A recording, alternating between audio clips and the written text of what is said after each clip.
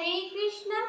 আগামী ৩রা জুন ২০২৪ বাংলা ২০ জ্যৈষ্ঠ ১৪৩১ বঙ্গাব্দ সোমবার পবিত্র অপরা একাদশী ব্রত। জ্যৈষ্ঠ মাসের কৃষ্ণপক্ষের বহু পুণ্য প্রদানকারী, মহাপাপ বিনাশকারী ও পুণ্য পুত্র প্রদানকারী এই একাদশী অপরা নামে খ্যাত। এই ব্রত পালনকারী ব্যক্তি জগতে প্রসিদ্ধ লাভ করে। ব্রহ্মহত্যা, গোহত্যা, ভ্রূণ হত্যা, পরনিন্দা, পরস্ত্রী গমন, মিথ্যা ভাষণ প্রভৃতি গুরুতর পাপ এই ব্রত পালনে নষ্ট হয়ে যায়। পঞ্জিকা মতে একাদশী তিথি শুরু ভারতীয় সময় ২রা জুন রবিবার সকাল ৫টা ৬ ও শেষ ৩রা জুন সোমবার মধ্যরাত ২টো ৪৩ পর্যন্ত। আজকের এই ভিডিওতে আমি পবিত্র অপরা একাদশী ব্রত মাহাত্ম্য ও পরদিন একাদশী পালনের সময়সূচি প্রদান করব। আপনারা ভিডিওটি শেষ পর্যন্ত অবশ্যই দেখতে থাকুন। দয়া করে সবাই একাদশী ব্রত পালন করুন এবং অন্যকে একাদশী ব্রত পালন করতে উৎসাহিত করুন এবং বেশি বেশি করে হরিনাম জপ করুন এবং ভগবানের কৃপা লাভ করুন।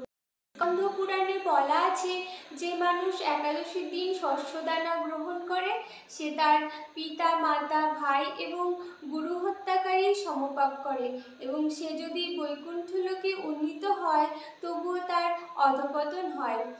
তাই নিজে একাদশী ব্রত পালন করুন এবং অন্যকেও একাদশী ব্রত পালন করতে উৎসাহিত করুন। একাদশীর আগের দিন, একাদশীর দিন, একাদশীর পর দিন অবশ্যই আমিষাহার বর্জন করবেন। একাদশীর আগের দিন সংকল্প মন্ত্র পাঠ করে একাদশীর সংকল্প গ্রহণ করতে হয়। একাদশীতে কি কি গ্রহণ করবেন আর কি কি গ্রহণ করবেন না এই সম্পর্কে সংক্ষেপে বলছি। একাদশীতে পঞ্চরবি শস্য অবশ্যই বর্জন করবেন। একাদশী পালনে পরনিন্দা, পরচর্চা, মিথ্যা ভাষণ, ক্রোধ, দুরাচারী সহবাস সম্পূর্ণরূপে নিষিদ্ধ।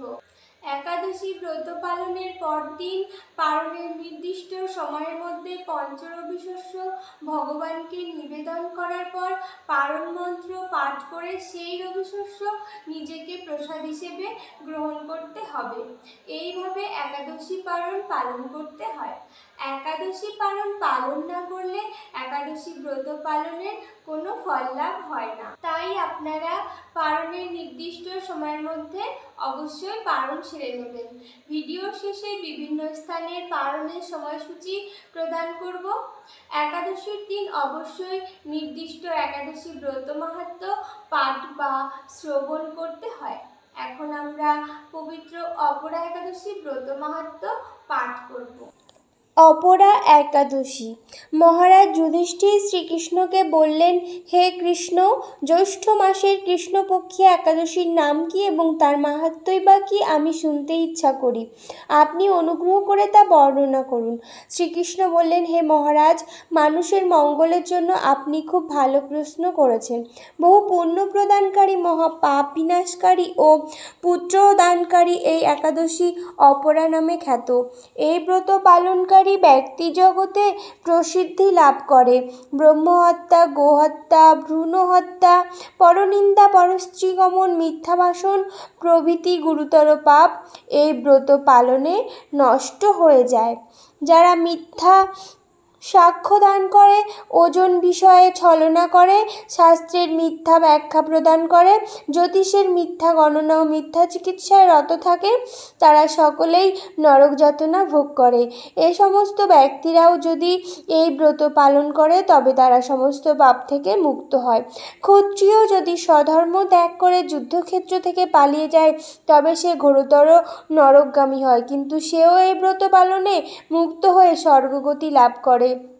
মকর রাশিতে সূর্য অবস্থানকালে মাঘ মাসে প্রয়াগ স্নানে যে ফল লাভ হয়, শিবরাত্রিতে কাশীধামে উপবাস করলে যে পুণ্য হয়, গয়াধামে বিষ্ণুপাদপদ্মে পিণ্ডদানে যে ফল পাওয়া যায়, সিংহ রাশিতে বৃহস্পতির অবস্থানে গৌতমী নদীতে স্নানে, কুম্ভে কেদারনাথ দর্শনে, বদ্রিকাশ্রম যাত্রায় ও বদ্রীনারায়ণ সেবায়, সূর্যগ্রহণে, কুরুক্ষেত্রে স্নানে, হাতি ঘোড়া স্বর্ণদানে এবং দক্ষিণাসহ যজ্ঞ সম্পাদনে, যে ফল লাভ হয় এই ব্রত পালন করলে অনায়াসে সেই সকল ফল লাভ হয়ে থাকে।